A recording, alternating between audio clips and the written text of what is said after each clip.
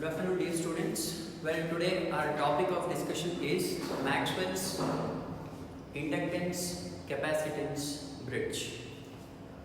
So, why we are using bridges? That is the first question. Let me give a few explanations for this. To measure voltage, current, resistance, capacitance, we have an instrument that is called as a multimeter. Okay, it performs multiple operations. So we can measure AC voltage, DC voltage, frequency, AC current, DC current, value of diode, and the value of capacitance and the value of resistance. All these things with the help of a multimeter we can find the value. Whereas in case of an inductor, we cannot find the value of inductor. So with the help of these bridges, we can find the value of inductance.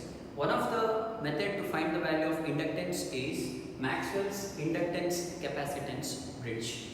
Here, it measures inductance by comparing it with a standard capacitance. We are using a standard capacitor C4. With the help of this standard capacitance, we are finding the value of this unknown inductance. Well, this is the circuit for Maxwell's inductance bridge. Here we are having 4 arms. Okay, the 4 arms are arm AB, arm BC, arm CD, and arm DA. Okay. In the first arm, we are having a resistance Rx and an inductance, unknown inductance Lx. In arm BC, we are having a non-inductive resistance, that is R2.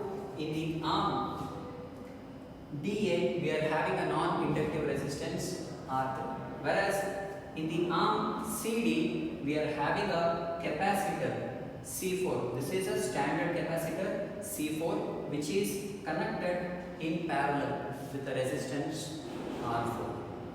Well, we are giving a supply. This is the AC supply to the circuit.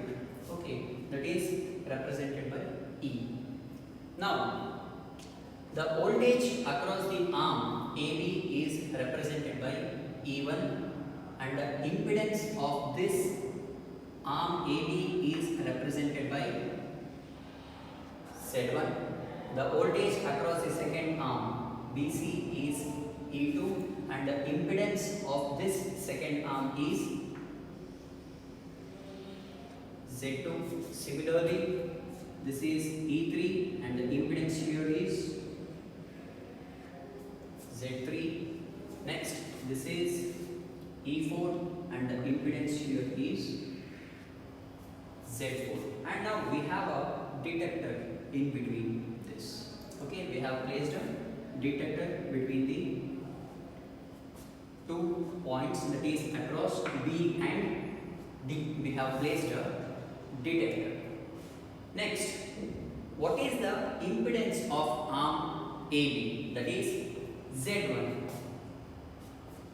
The impedance across this arm is, if you observe here, that is Rx plus j omega Lx. That is the impedance of this arm, Rx plus j omega Lx.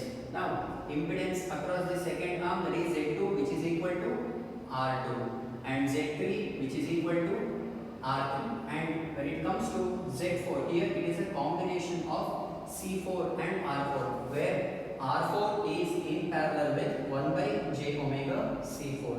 If you simplify this, the value of Z4 will be R4 divided by 1 plus j omega C4 R4. So from this, we have got the values of Z1, Z2, Z3 and Z4. Now, when the bridge gets balanced, under balanced condition, what happens? When the bridge gets balanced, the impedance across this arm and this arm will be equal. Okay, the impedance across Z1 and the product of these two will be equal to the product of these two, and the potential difference across this, that is across this, will be equal to potential difference across this. Means when the bridge is balanced, no current flows through this detector. When no current is flowing, the potential drop across the arm AB, that is E1, will be equal to E3, and the potential drop across the arm BC, that is E2, will be equal to E4. So we have a condition, that is the balance equation. What it is? Z1, Z4 will be equal to Z2, Z3. Now we have the expressions for Z1. What is the expression for Z1? Rx j omega Lx into Z4 is R4 plus 1 by j omega C4 R4, which is equal to R2 R3. Now let us simplify this. Rx is multiplied with R4, Rx R4 plus j omega Lx R4, which is equal to, multiply this denominator with RHS, that is R2 R3 plus j omega C4 R2 R3 R4. Now comparing real parts and imaginary parts. What are the real parts in this? We have Rx R4, which is equal to R2 R3. Now Rx R4 is equal to R2 R3. What is the value of Rx? Which is equal to R2 R3 divided by R4. Now coming on to the imaginary part. J omega Lx R4 is equal to J omega C4 R2 R3 R4. J omega gets cancelled, and this R4 and this R4 gets cancelled. The remaining will be Lx is equal to C4 R2 R3. So this is the value of unknown inductance. Okay. Now what is the value of unknown impedance? That is Z1. Z1 is equal to Rx plus j omega Lx. We know the value of Rx and we know the value of Lx. Substitute these values here and we will be getting the value of impedance Z1. This is the value of unknown impedance. Now next, whenever we are speaking about an inductor, see, this is the unknown inductance, right?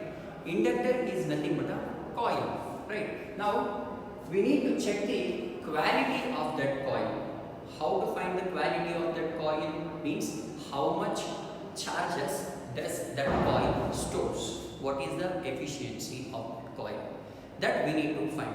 To find the quality of that coil, we have a parameter, that is the quality factor. The quality factor is defined by the ratio of inductance and resistance. That is Q is equal to omega Lx by Rx. So we know the value of Lx and we know the value of Rx. If we substitute, we will be getting the value of quality factor, that is Q is equal to omega C4 R4. This is regarding Maxwell's inductance capacitance bridge. Now moving further, we have an important thing, that is the phasor diagram of Maxwell's inductance capacitance bridge. How to write the phasor diagram, that we will be seeing now. Okay.